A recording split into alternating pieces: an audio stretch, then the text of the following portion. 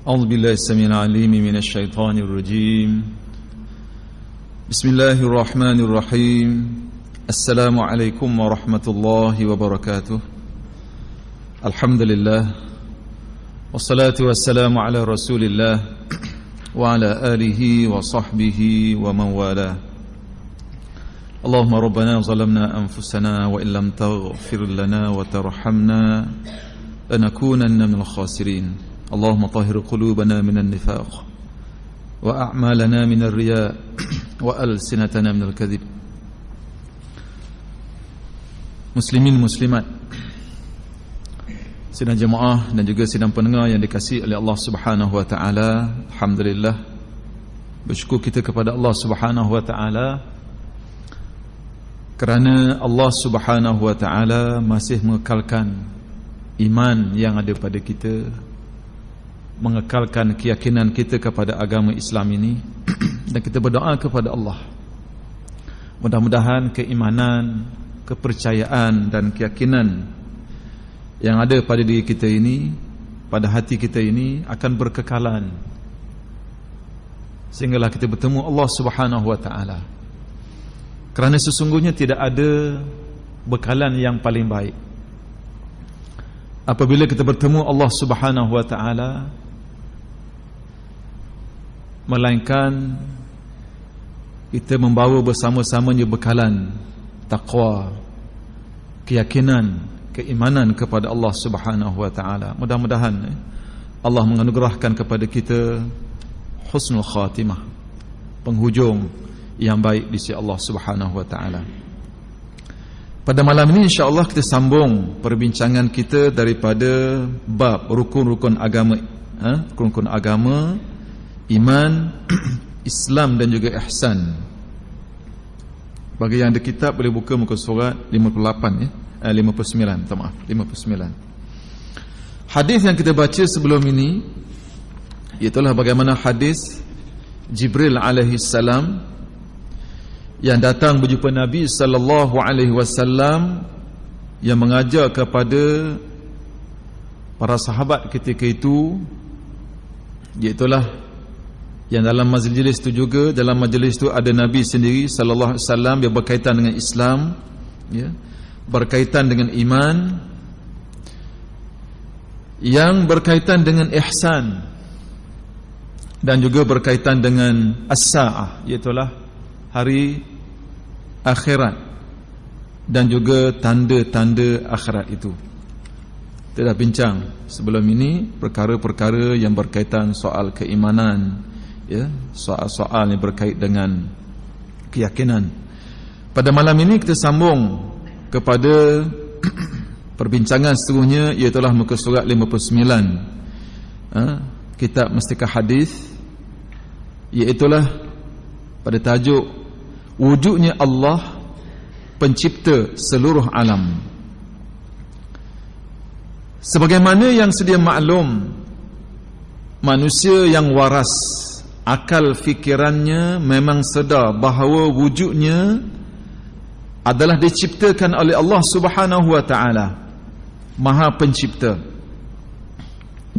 Dan sebagaimana ia sedar bahawa segala keadaan dan perjalanan dirinya tertakluk kepada undang-undang dan peraturan yang ditetapkan oleh Maha Penciptanya, oleh Maha Penciptanya itu. Ia juga sedar bahawa dirinya tersusun daripada jisim dan roh. Jadi kata pengarang, manusia yang waras akal fikirannya, ya, dia tidak boleh nafikan bahawa kewujudannya yang diciptakan oleh Allah Subhanahu wa taala itu ada penciptanya, itulah Allah. Dia tak jadi sendiri, ya. Dan dalam kehidupannya tertakluk, terikat dengan undang-undang dan peraturan-peraturan yang ditetapkan oleh pencipta, itulah Allah Subhanahu wa taala. Dan pada dirinya ada jisim ataupun jasad dan juga roh. Undang-undang dan peraturan yang disedarinya menguasai keadaan dan perjalanan dirinya perjalanan dirinya itu hanyalah untuk keselamatan jisimnya. Apabila ia mematuhi dengan sempurna, maka sudah tentu bagi rohnya pula wajiblah ia mematuhi dengan sempurna akan undang-undang dan peraturan yang dikhaskan oleh Maha Pencipta untuk keselamatan rohnya.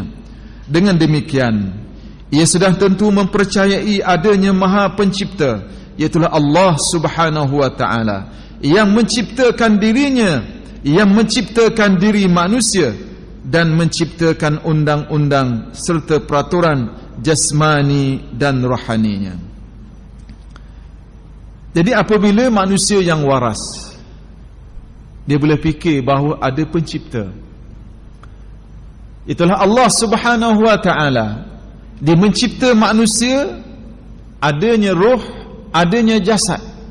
Dalam masa yang sama, dia tak cipta melainkan diberi bersamanya undang-undang dan peraturan bagaimana untuk hidup di muka bumi ini.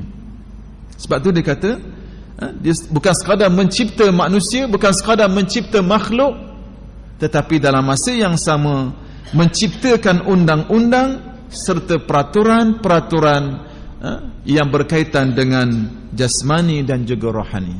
Jadi kita dalam hidup ni, Allah Ta'ala cipta kita tak saja, dia bagi kepada kita landasan apa yang boleh kita buat, apa yang tak boleh buat. Itu peraturan-peraturan yang berkaitan dengan diri kita, berkaitan dengan roh kita, keyakinan kita, yang semuanya ini bertujuan untuk menjaga keselamatan kita. Ya, macam orang hari ni orang cipta macam-macam. Contoh paling mudah, kenderaan misalnya, ada daripada Jepun, dari Malaysia dan sebagainya, daripada Europe dan sebagainya. Dia tak cipta sesuatu kenderaan itu, melainkan dia bagi bersamanya ialah peraturan, cara.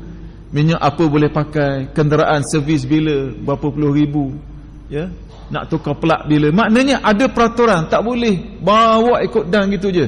Dia akan melanggar peraturan dan ketika itu kenderaan tadi akan binasa. Begitulah Allah Subhanahu wa ta'ala, kalau boleh kita buat perumpamaan, dia mencipta manusia, mencipta makhluknya, berbagai-bagai makhluk selain daripada manusia. Dia tidak cipta saja, melainkan bersamanya peraturan-peraturan, ketentuan dan undang-undang bertujuan untuk menjaga rohani manusia, bertujuan untuk menjaga jasmani manusia.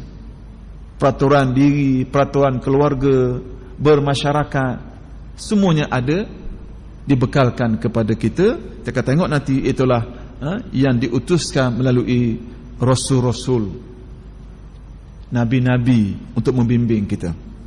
Itu berkait dengan wujudnya pencipta, itulah Allah Subhanahu wa ta'ala bagi seluruh alam ini. Kemudian tajuk seterusnya lagi ialah adanya malaikat.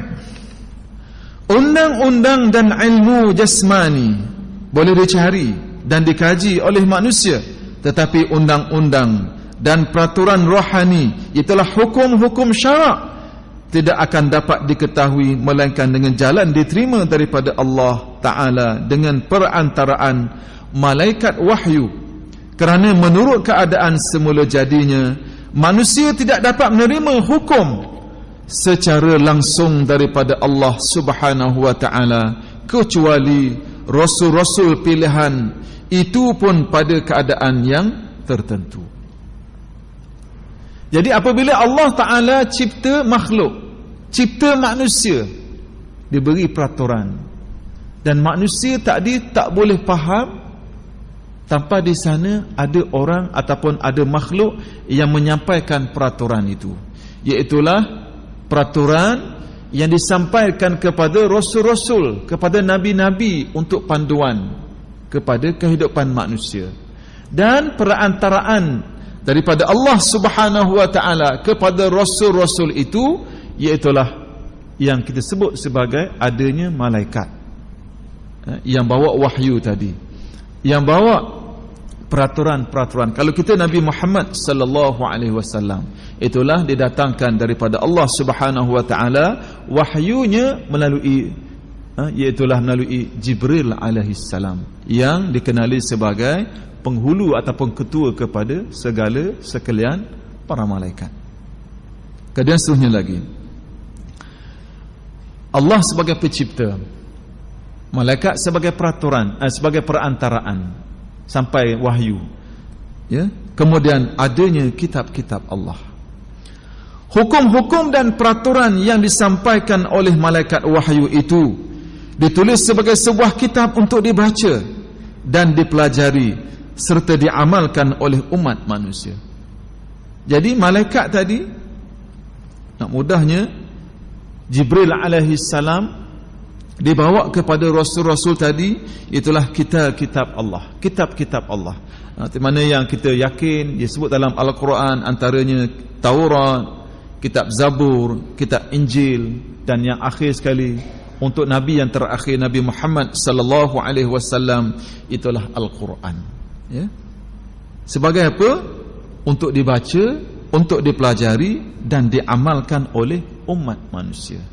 Jadi kita umat akhir zaman ni, kitab yang diturunkan kepada Nabi kita, di mana yang kita faham, kita ketahui secara jelas, iaitulah Al-Quran itu sendiri.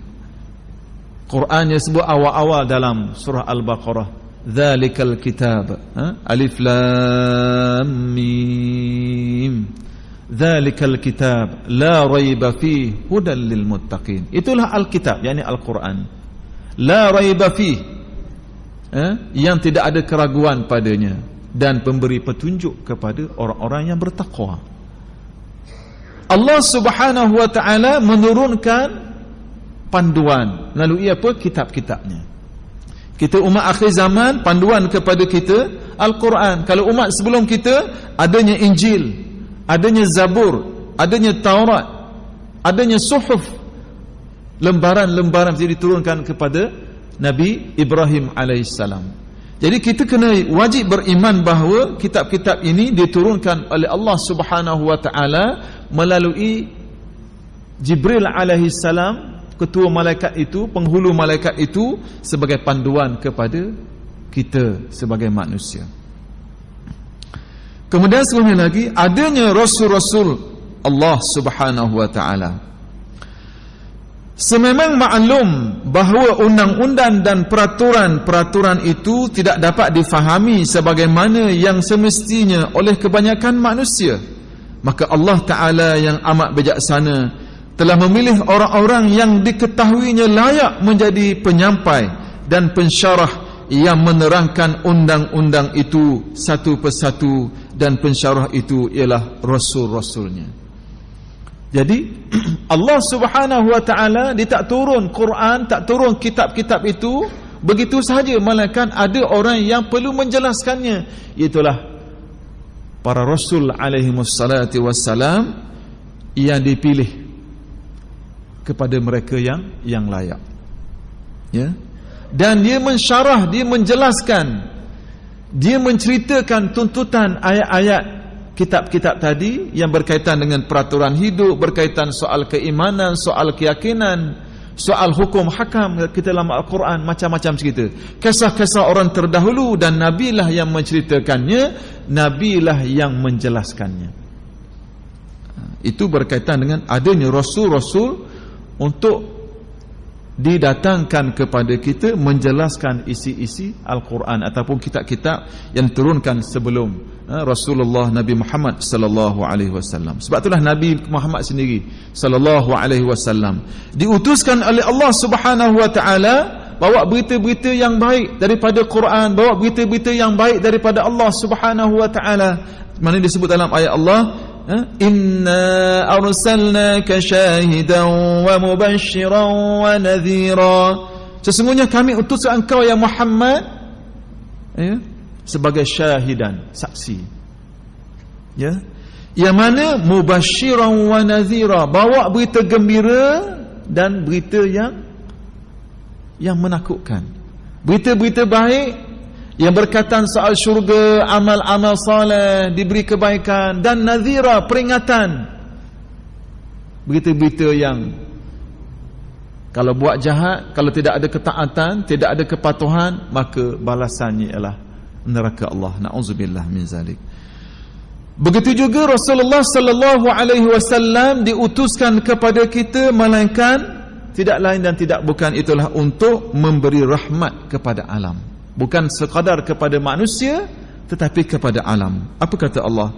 Wa ma arsalnaka illa rahmatan lil alamin. Aku tidak utuskan engkau ya Muhammad melainkan rahmat kepada alam. Ya, Nabi Muhammad sallallahu alaihi wasallam diutus sebagai rasul, bukan sekadar rahmat kepada dunia, kepada manusia, tetapi kepada alam keseluruhannya. Dan begitulah Allah Ta'ala utuskan rasul supaya apa? Bimbing setiap umat kepada yang hidup di dunia ini supaya apa? Memilih jalan-jalan yang baik. Antara disebut oleh Allah Subhanahu wa Ta'ala ayat-ayat yang banyak, antaranya disebut, itulah antaranya, walaqad ba'athna fi kulli ummatin rasula an i'budu Allah wajtanibut taghut. Apa kata Allah? Sesungguhnya kami utuskan bagi setiap umat, bagi setiap generasi itu rasulah, seorang rasul. Setiap generasi, setiap umat ada seorang rasul. Apa dia? Itulah yang menyuruh kepada ani'budullah, sembahlah kepada Allah, taatlah kepada Allah, wajtanibut taghut, dan jauhkanlah diri daripada golongan yang melampau, golongan taghut. Ini tugas rasul. Kemudian sesungguhnya sana disebut lagi adanya alam akhirat, ya, adanya alam akhirat. Sesuatu undang-undang atau perlembagaan tidak akan ada nilainya kalaulah tidak dihormati dan dipatuhi. Kebanyakan manusia tidak menghormati sesuatu undang-undang atau perlembagaan melainkan setelah mengetahui balasan baik bagi orang yang menghormati dan mematuhinya, dan balasan buruk bagi orang yang mencabuli dan mencuaikannya. Jadi undang-undang tu kita faham, kalau benda tu baik kita hormat, kalau tidak baik maka kita tidak akan hormat. Undang-undang dan perlembagaan itulah yang mengajar kita, sama ada berkait dengan dunia ataupun berkait dengan akhirat kita. Oleh sebab hidup manusia dalam alam dunia ini adalah untuk sementara waktu sahaja, maka balasan yang sepenuh-penuh kesempurnaannya dan seadil-adil keadaannya tentulah tidak difikir layak diberikan seseorang menerimanya dalam alam sementara ini. Bahkan bagi melayakkan yang tersebut diakui benar adanya suatu alam yang berpanjangan lagi kekal, iaitulah alam akhirat, alam yang bermula daripada masa berakhir hidup manusia, alam dunia ini. Jadi kata dunia ni, bila orang buat baik sudah tentu tak cukup beri balas dekat dunia, maka dibawa balasan kepada alam yang kekal abadi, iaitulah alam akhirat. Bila bermula, itulah apabila bermulanya, berakhirnya hidup manusia di alam dunia ini. Disebut oleh Allah Subhanahu wa Ta'ala, wal akhiratu khairun wa abqa, dan akhirat itu lebih baik dan lebih kekal. Dunia ni berbanding akhirat lebih baik dan lebih kekal. Jadi kalau balas saja kat dunia tak padan dengan kebaikan itu, maka diberi balasan di hari akhirat, itulah dunia ataupun alam yang dikaitkan dengan kekal, khairun wa abqa, yang lebih baik dan kekal abadi. Tambahan pula manusia dijadikan Allah tersusun daripada jisim dan ruh yang tidak akan habis atau binasa dengan berakhirnya alam dunia ini, sekalipun jisimnya menjadi debu atau abu, bahkan roh itu tetap wujudnya berpindah daripada satu keadaan ke satu keadaan hingga bercantum dengan tubuhnya yang dibangkitkan hidup semula untuk masa yang kekal itu. Jadi Allah Subhanahu wa Ta'ala ciptakan manusia ni walaupun dia mati, tapi ruhnya kekal. Jasad dia hancur luluh, ya, jadi debu, tulang belulang hancur semua, tapi ruhnya kekal. Ya, baik. Adanya qadar takdir Allah Subhanahu wa Ta'ala. Daripada huraian yang tersebut, nyatalah bahawa Allah Subhanahu wa ta'ala ialah pencipta seluruh alam, meliputi manusia dan makhluk-makhluk yang lain, dan dialah yang menyusun, mengatur dan menentukan hukum-hukum, undang-undang dan peraturan bagi segala keadaan makhluk seluruhnya, sama ada yang baik atau yang buruk, sama ada yang baik atau yang buruk. Maka susunan dan penentuan adanya dan berlakunya baik dan buruk itu ialah qadar, takdir Tuhan yang azali, yang menjadi rukun iman yang terakhir. Jadi makna di sana ada ketentuan daripada Allah semenjak azali yang disebut sebagai qada dan qadar Allah Subhanahu wa ta'ala. Ya. Jadi adanya baik, adanya buruk. Bukan baik saja. Sebab tu kalau kita buka kitab-kitab tauhid dalam bahasa Jawi yang agak lama, disebut berkaitan dengan qadar ataupun qada dan qadar itu ialah untung baik, untung jahat. Dua-dua tu baik belaka. Bukan hari ni kebanyakan kita hak baik saja terima, hak jahat tak nak terima. Maknanya kita terima hanya ialah ketentuan yang baik. Tapi ketentuan yang tidak baik, kesakitan, kematian, ujian, kita tak rasa tak redha. Seolah-olah kita menafikan qada dan qadar yang tidak baik yang diberi kepada kita, yang kita tak tahu apa hikmahnya. Allah saja yang tahu. Jadi kita redha. Sebab itulah Nabi sallallahu alaihi wasallam menyebut bagaimana sifat mukmin. Hadis yang kita baca, selalu kita dengar bahawa mukmin itu kullahu lahu khair, kata Rasulullah. Mukmin itu semuanya baik keadaannya.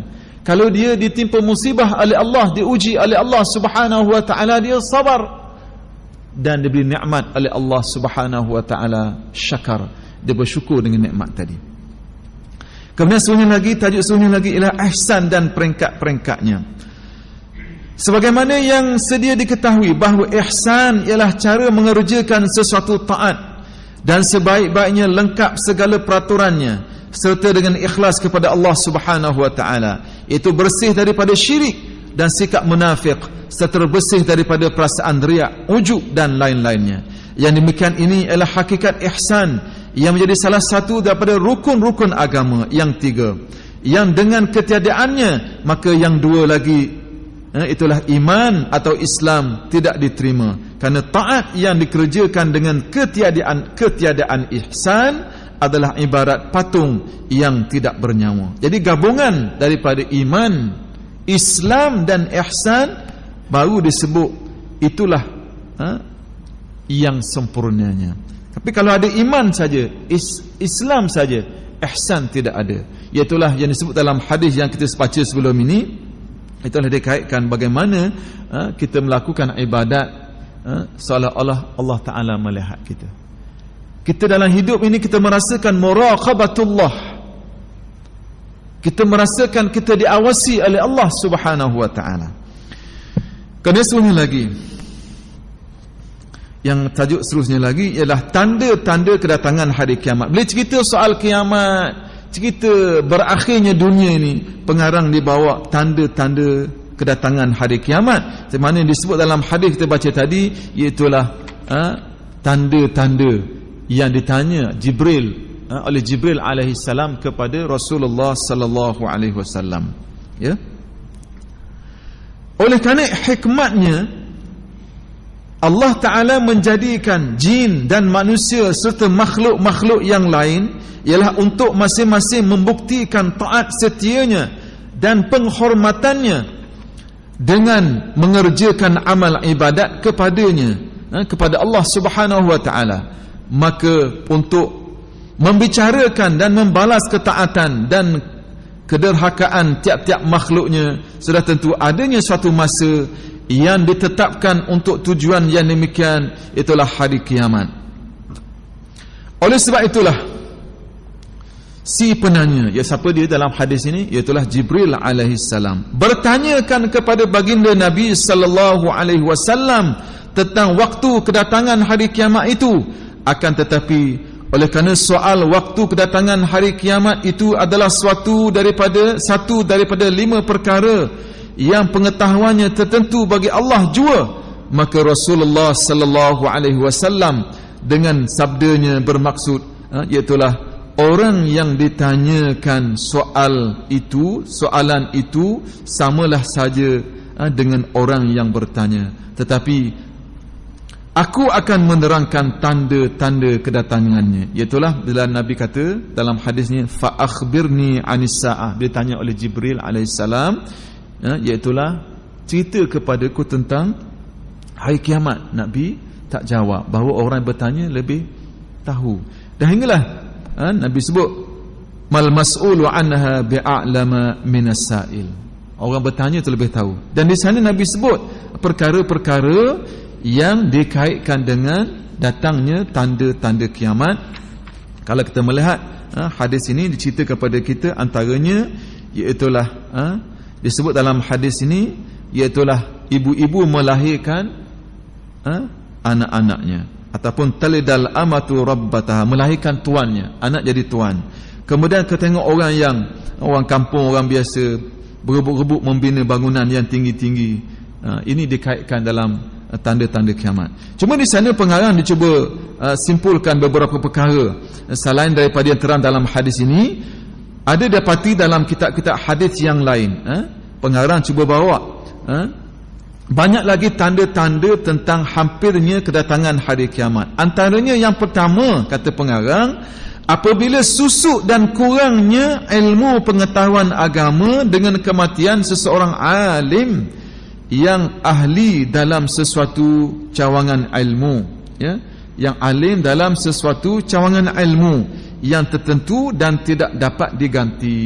Jadi antara yang menjadi tanda ketara datangnya kiamat iaitulah susuknya dan kurangnya ilmu pengetahuan agama. Dengan sebab apa?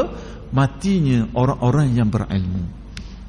Misalnya contoh satu hadis yang diriwayatkan oleh Imam Bukhari, kata Rasulullah, sabda Rasulullah sallallahu alaihi wasallam, min asyratis saah an yurfa'al ilmu wa yathbutal jahlu wa yashrabul khamru wa yazharuz zina wa yazharuz zina wa yakthuran nisa'u wa yaqillu ar-rijal hatta yakuna li 50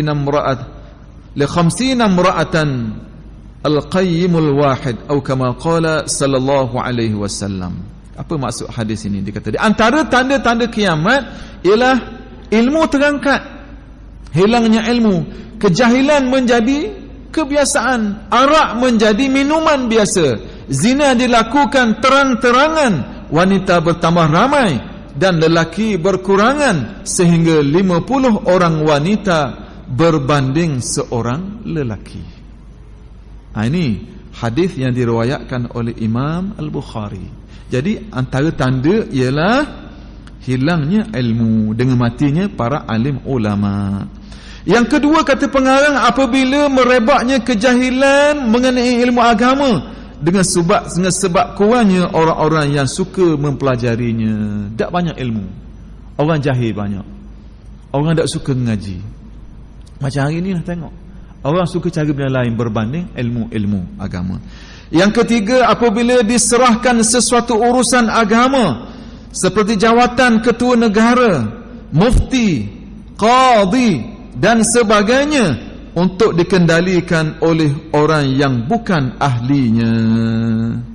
Disebut dalam hadis ni, iaitulah apabila urusan-urusan yang penting dalam kehidupan ini diserahkan kepada orang yang bukan ahlinya. Disebut di sini dalam muka surat 62 ni, siapa dia? Antaranya ketua negara, antaranya mufti, antaranya qadi, orang-orang yang bukan ahlinya. Bahaya kalau orang yang memimpin bukan ahli dia, tunggu kerosakan, menyusahkan orang yang dipimpin, khianat dengan kepimpinannya, buat berbagai-bagai perkara yang diharamkan oleh Allah, tidak bertanggungjawab.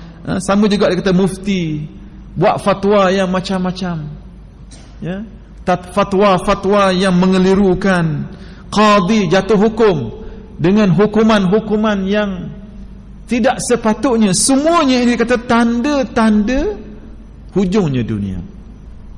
Jadi sebab itulah orang yang diberi amanah untuk memimpin, orang yang diberi amanah untuk menjadi mufti, orang yang diberi amanah untuk menjadi qadi, maka dia kena laksana amanah secara betul. Kalau tidak mengelirukan masyarakat, kalau tidak mengelirukan rakyat, dan kadang-kadang boleh menjurus kepada mengundang kebinasaan daripada Allah Subhanahu wa taala.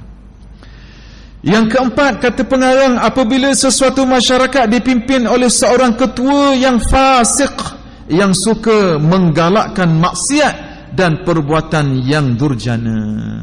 Ada pemimpin, kata pengarang, yang fasik. Apa makna fasik? Yang berterusan dengan dosa, ya, dan menggalakkan maksiat, perjudian, penzinaan, ya, arak dan sebagainya, tidak diambil tindakan, bahkan digalakkan. Kalau berlaku macam ini, maka itulah tanda-tanda yang jelas, ya, berlakunya hampirnya kiamat.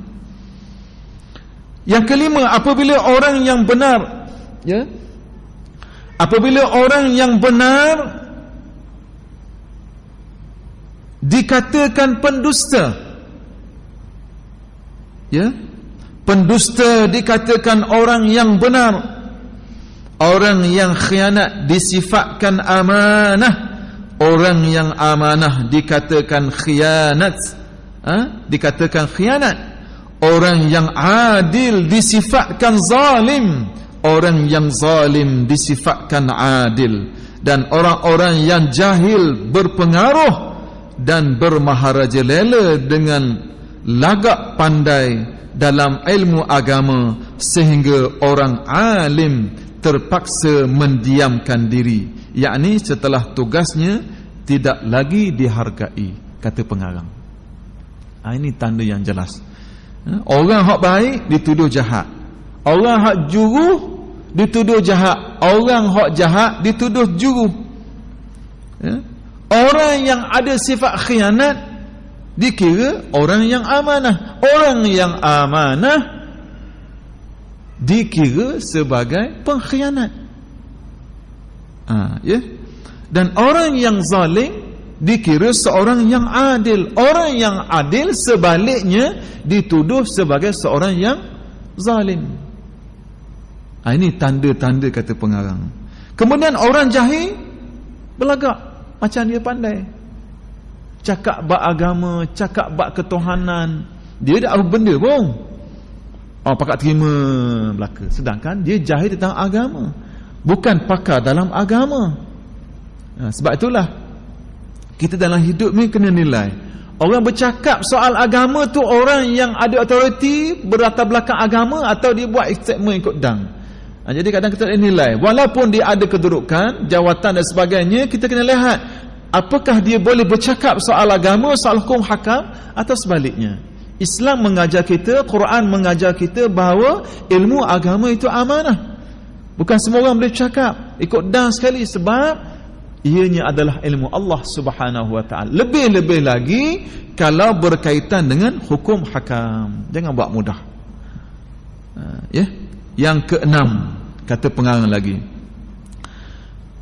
ini tanda-tanda, ya, kiamat ini. Apabila arak menjadi adat diminum berterang-terang di sana sini, dengan digalakkan pula oleh pemimpin-pemimpin dan ketua. Ini musibah ni. Kalau ada pemimpin, kalau ketua galakkan minum arak, ini jadi masalah. Jadi arak ni adalah haram, diharamkan oleh Allah Subhanahu wa taala. Innamal khamru wal maisir wal azlam, kata Allah. Arak, judi, tenung nasi, itulah perkara-perkara yang haram. Jadi kita kena lihat bahawa semuanya ini adalah tanda-tanda yang dapat kita lihat hari ini, dan berterang-terangan di sana sini, dengan digalakkan oleh disebut dalam kitab ni pemimpin dan ketua-ketua setengahnya, bukan semua, setengah-setengahnya. Jadi sebab itulah kita sebagai orang yang diberi amanah untuk menjaga kebaikan rakyat, kebaikan masyarakat, kebaikan keluarga, kena tengok benda-benda seumpama ini supaya apa? Kita diredai hidup kita oleh Allah Subhanahu Wa Taala. Yang ketujuh, kata pengarang, tanda yang ketujuh, apabila perbuatan lucah dan cabur dilakukan dengan berterang-terang di merata-rata tempat dengan tidak mendapat sebarang teguran kerana kelemahan iman, sehingga kalaulah ada yang menegur, maka orang yang menegur itu boleh dikatakan imannya pada masa itu sekuat iman Sayyidina Abu Bakar dan Sayyidina Umar pada zaman sahabat-sahabat Nabi sallallahu alaihi wasallam. Jadi tanda yang ketujuh disebut oleh pengarang berdasarkan hadis-hadis Rasulullah sallallahu alaihi wasallam, dibuat kesimpulan oleh pengarang kitab Mustaqil Hadis ni, iaitulah apabila perbuatan lucah, perbuatan cabur dilakukan secara berterang-terangan di merata-rata. Allahu Akbar. Banyak sangat hari ni tuan-tuan. Ngata cerok. Sebab itu kita satu sebut antara sifat mukmin ialah dia al-amru bil ma'ruf wan nahyu 'anil munkar. Diseru kepada kebaikan, dia mencegah kemungkaran. Tuan-tuan bukalah Quran, bila cerita sifat ini mesti dia gabungkan al-amru bil ma'ruf wan nahyu 'anil munkar. Suruh kepada kebaikan, cegah kepada kemungkaran. Bukan suruh saja kepada kebaikan, cegah kemungkaran tak ada. Dia mesti gabungkan dua sifat ini. Suruh buat baik, cegah buat jahat.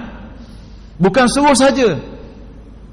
Kita kadang-kadang tengok pada hari ini orang suka suruh buat baik, tapi nak cegah kemungkaran tak berani. Payah ustaz, nanti orang kata benda pula. Jadi dia tak ya, hak baik je lah suruh. Hak jahat tak berani. Sebab apa? Payah. Tahu belaka dah tapi nak sebut, Allah, payah ustaz. Kau marah orang, kau benci orang. Lupa bahawa di sana kita bimbang takut mendapat kebencian, ghadabullah, kemarahan daripada Allah. Sebab itulah kita mukmin berdasarkan ayat Quran, berdasarkan hadis-hadis Nabi sallallahu alaihi wasallam, bahawa mukmin sifatnya antaranya suruh orang buat baik, sembahyang bang, amal soleh, ya, taat kepada kebaikan, taat pada mak ayah, dalam masa yang sama cegah kemungkaran, cegah daripada maksiat, cegah daripada kemungkaran, cegah manusia daripada melakukan perkara-perkara larang, perkara-perkara yang tidak disukai oleh Allah Subhanahu Wa Taala, oleh agama, oleh hadis-hadis Nabi sallallahu alaihi wasallam. Jadi gabungan kepada dua sifat ini, suruh buat baik dan cegah kemungkaran, akan melahirkan masyarakat, akan melahirkan keluarga, akan melahirkan negara yang harmoni. Bukan suruh buat baik saja, tapi dalam masa yang sama kena cegah manusia daripada kemungkaran. Jadi tuan-tuan, puan-puan dikasihi oleh Allah, sidang pendengar yang dirahmati oleh Allah Subhanahu Wa Taala.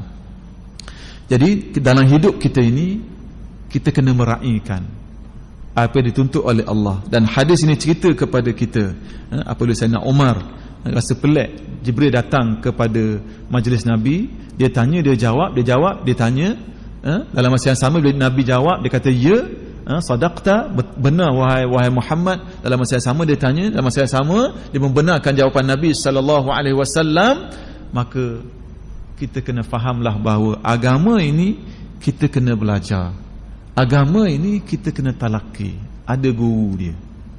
Sebab tu Rasulullah beritahu kepada Nabi, beritahu kepada Sayyidina Umar, hadza Jibril, kata Rasulullah, hadza Jibril atakum yuallimukum dinakum.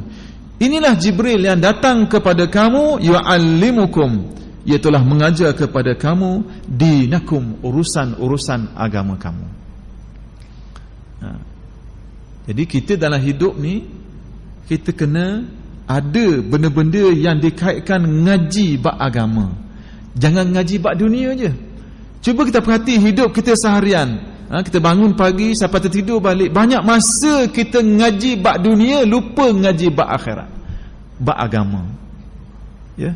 Bukan maksud saya nak pisahkan soal dunia dan agama. Bagaimana kita nak letak bahawa kita kejar dunia, kita cari ilmu dunia, dalam masa yang sama kita berlaku adil kepada diri kita, iaitulah kita mencari juga ilmu-ilmu berkait dengan agama, ilmu-ilmu bagaimana nak mengenal Allah, ilmu-ilmu bagaimana nak mengawal kita daripada meninggalkan maksiat, ilmu-ilmu yang boleh mendekatkan diri kita kepada Allah Subhanahu wa ta'ala. Baru adil. Sama juga anak-anak kita. Ajar mereka ini agama. Ajar mereka ini Al-Quran. Ajar mereka ini semayang bang. Bukan tua baru sakit kepala tengok anak dak semayang bang. Umur 20, umur 15 sakit kepala. Nangis, main ngadu sana, ngadu sini. Besar dak jadi dah. Sebab tu Nabi ajar kepada kita, hadis selalu kita sebut, hadis selalu kita ulang sebagai ingatan untuk kita semua. Nabi kata, ajarlah anak-anak kamu, alimu. Nabi kata, ajar anak-anak kamu ketika mana dia berumur sab'a sinin. Ibnu sab'a sinin, iaitulah as-salah, sembahyang. Fadribuhum, kata Rasulullah, pukul mereka ini, anak-anak ini, apabila dia tidak sembahyang, apabila dia berumur 10 tahun, asyara sinin. Jadi Islam ajar kita didik anak. Islam ajar kita didik keluarga. Sebab tu Nabi sebut dalam hadis-hadisnya, antara sebut bahawa seorang suami itu menjadi dayus. Jadi dayus kalau dibiarkan isteri dia melakukan maksiat, tidak bagi hak, tidak melaksanakan tutupnya aurat, laksanakan hukum hakam kepada isteri, dan isteri, anak-anak ini tanggungjawab sepenuhnya kepada si suami. Apatah lagi dalam kehidupan seharian kita ini, banyak tanggungjawab, nak cari rezeki lagi, nak tanggung anak, tanggung isteri, cari tempat tinggal yang sempurna untuk keluarga. Dalam masa yang sama kena cari agama, kena ajar agama. Kita selalu sebut, selalu ulang bahawa kalaulah kita jahil agama, jangan seret anak-anak isteri kita jahil macam kita. Ajak mereka pergi belajar, ya. Didik mereka kenal Allah, didik mereka kenal Nabi, didik mereka kenal kitabullah, didik mereka kenal agama. Kalau tak mampu, cari guru, hantar tempat tuition berkait dengan agama. Semua perkara ini diajar kepada kita oleh Allah dan Rasulnya, supaya apa? Jadi kita orang-orang yang diri kita, keluarga kita, masyarakat kita, negara kita ke arah jalan yang diridai oleh Allah Subhanahu wa ta'ala. Jadi begitulah hadis yang panjang ini dicerita kepada kita 5 perkara. Kesimpulannya 5 perkara itulah cerita kepada kita tentang yang dikaitkan, yang pertama dengan Islam, ya. Yang kedua, cerita kepada kita tentang iman, dan yang ketiga, cerita kepada kita tentang ihsan. Dan yang keempat ialah cerita kepada kita tentang as-sa'ah, itulah ketentuan waktunya hanya di sisi Allah Subhanahu wa ta'ala. Dan yang kelima ialah tanda-tanda kiamat ataupun tanda-tanda as-sa'ah. Jadi mudah-mudahan, ya, Allah Subhanahu wa ta'ala beri keampunan kepada saya, kepada tuan-tuan. Mudah-mudahan kita akan mendapat kebaikan dunia dan akhirat, dan menjadikan hadis yang panjang ini, yang insya-Allah kita sambung sikit lagi minggu depan, insya-Allah tak ada apa-apa. Itulah satu bab ataupun satu yang berkaitan dengan itulah as-salah, berkaitan dengan sembahyang, yang dibawa pandangan-pandangan para ulama dan juga hadis-hadis Rasulullah sallallahu alaihi wasallam yang dikaitkan dengan ayat-ayat Allah Subhanahu wa taala. Insya-Allah kita akan sambung pada minggu akan datang. Wallahu alam. Aku liqauli hadza wa astaghfirullahal azim li wa lakum. Wassalamu alaikum warahmatullahi wabarakatuh. Wallahu a'lam. Bismillahirrahmanirrahim. Wal 'asr innal insana lafi khusr illa allazina amanu wa tawassaw